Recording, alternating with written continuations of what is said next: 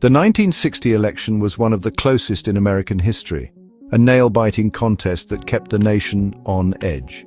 John F. Kennedy narrowly defeated Richard Nixon, capturing the imagination of a new generation with his youthful energy and charisma. Nixon, a seasoned politician, carried the weight of his experience as vice president under Eisenhower, a role that had prepared him for the highest office in the land. He was known for his staunch anti-communist stance and his pragmatic approach to foreign policy, which resonated with many Americans during the tense Cold War era. A Nixon victory in 1960 would have significantly altered the trajectory of American history, potentially changing the course of the Cold War and domestic policies. The Cold War cast a long shadow over the nation, influencing every aspect of American life and politics. The spectre of nuclear war loomed large, creating an atmosphere of fear and uncertainty. Americans looked to their leaders for strength and resolve, hoping for guidance through these perilous times. Nixon, with his reputation as a cold warrior, seemed to many like the right man for the time, someone who could stand firm against the Soviet threat. He projected an image of toughness and determination, qualities that appealed to a nation on edge. Nixon's loss in 1960 was a bitter pill to swallow, a defeat that left him questioning the fairness of the electoral process. He believed that Kennedy and his advisors had stolen the election through underhanded tactics and voter manipulation. He felt cheated out of his rightful place in history, a sentiment that would haunt him for years. The sting of defeat would stay with him for years to come, shaping his future political strategies and ambitions. It would fuel his ambition and shape his worldview, driving him to seek redemption and a second chance at the presidency. The 1960s were a time of great change and upheaval, with social movements challenging the status quo. The civil rights movement was gaining momentum, demanding equality and justice for all Americans.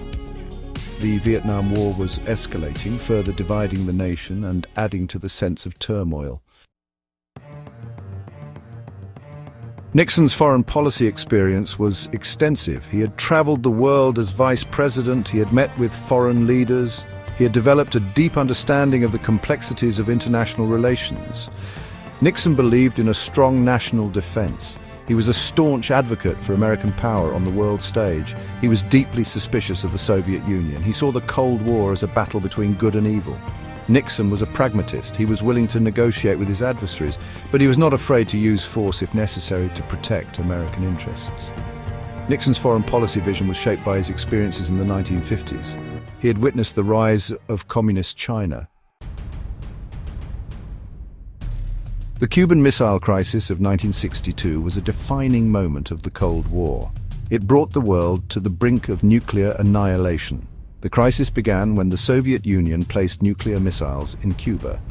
This was a direct threat to the United States. President Kennedy responded by imposing a naval blockade on Cuba. He demanded that the Soviet Union remove the missiles. For several days, the world held its breath. The threat of nuclear war seemed very real.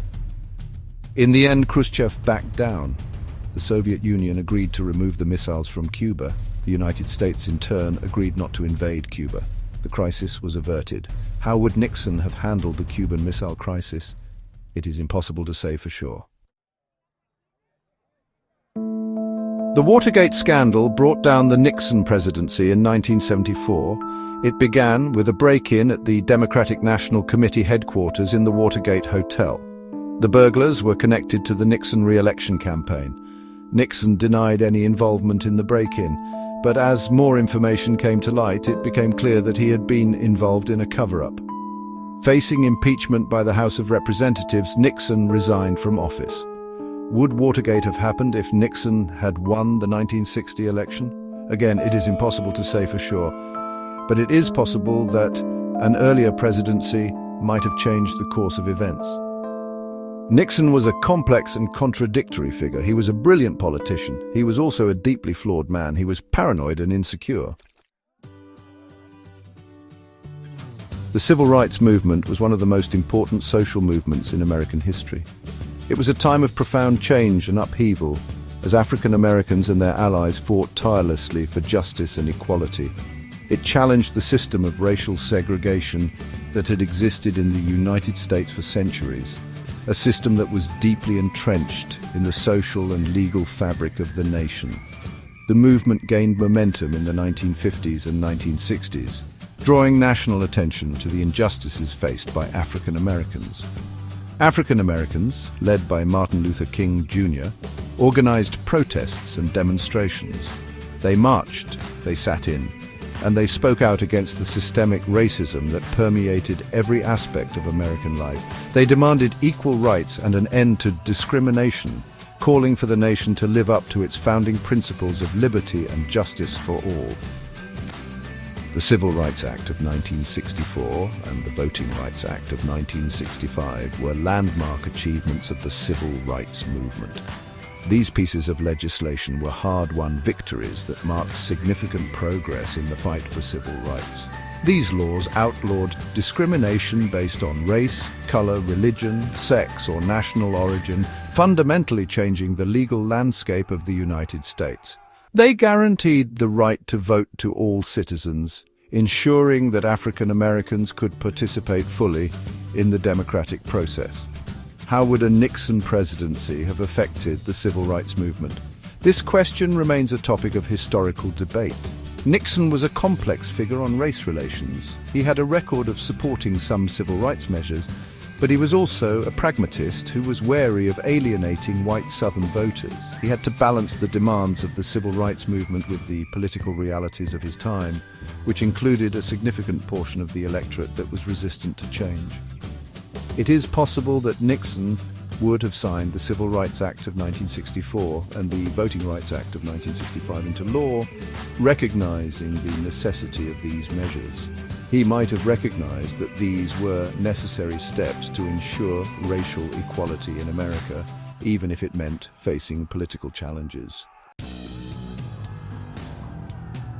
The Vietnam War was a long and costly conflict that had a profound impact on American society.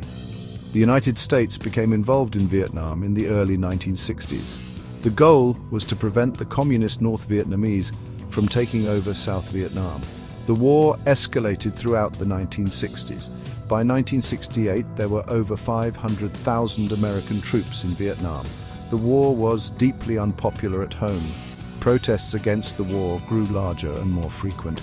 Nixon campaigned for president in 1968 on a promise to end the war in Vietnam.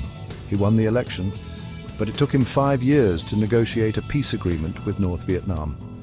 The war finally ended in 1975 when North Vietnam captured Saigon, the capital of South Vietnam. Would Nixon have escalated the Vietnam War if he had been president in the early 1960s?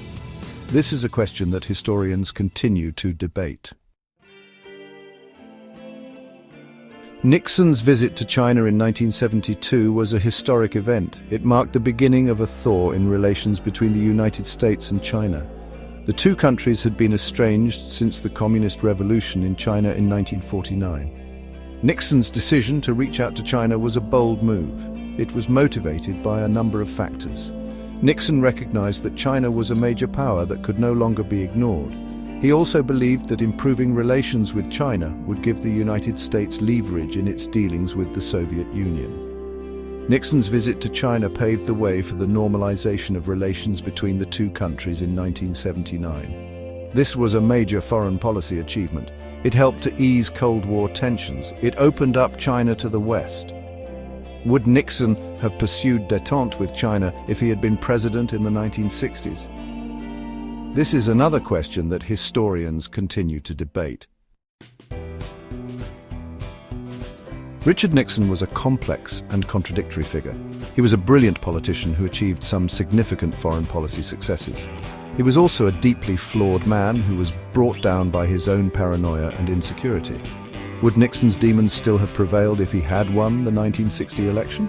It is impossible to say for sure, but it is clear that the pressures of the presidency would have tested him in profound ways. Nixon's personality flaws were evident throughout his career. He was known for his ruthlessness, his vindictiveness, and his willingness to bend the rules to achieve his goals. These qualities helped him to succeed in politics, but they also led to his downfall. It is possible that an earlier presidency might have changed Nixon for the better. He might have been more confident and secure in his position. He might have been less likely to engage in the kind of reckless behavior that led to Watergate. The 1960 presidential election was a pivotal moment in American history. It was a time of great change and uncertainty, with the Cold War tensions running high and the civil rights movement gaining momentum. John F. Kennedy's victory ushered in a new era of hope and idealism. His youthful energy and charismatic leadership inspired a generation to believe in the possibility of a better future. But it also set in motion a chain of events that would lead to the Vietnam War, the Watergate scandal, and a loss of faith in government. The optimism of the early 1960s gave way to the disillusionment and turmoil of the late 1960s and early 1970s. What if Richard Nixon had won the election? How different might the course of American history have been? It is a question that continues to fascinate historians and political observers alike. The possibilities are endless and intriguing. Would he have been able to avoid the mistakes of the Kennedy and Johnson administrations? Could he have steered the country in a different direction? Would he have been able to unite a divided nation? Could he have bridged the growing gaps in American society? Would he have been able to preserve his legacy as one of the great presidents? Or would he have faced his own set of challenges and controversies? We will never know the answers to these questions. The past is set in stone, and we can only speculate. History is not a laboratory. We cannot conduct experiments to see what might have happened under different circumstances. We cannot rewind the tape and play it again to see what might have been. The events of the past are fixed and unchangeable, but that does not mean that counterfactual history is a pointless exercise. It allows us to explore the complexities and contingencies of historical events.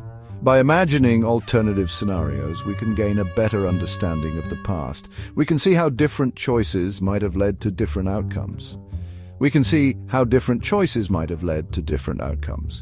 This exercise helps us appreciate the complexity of historical events and the impact of individual decisions. And we can learn from the mistakes of those who came before us. By studying the past, we can make more informed decisions in the present. The what-ifs of history are tantalizing. They remind us of the endless possibilities and the paths not taken.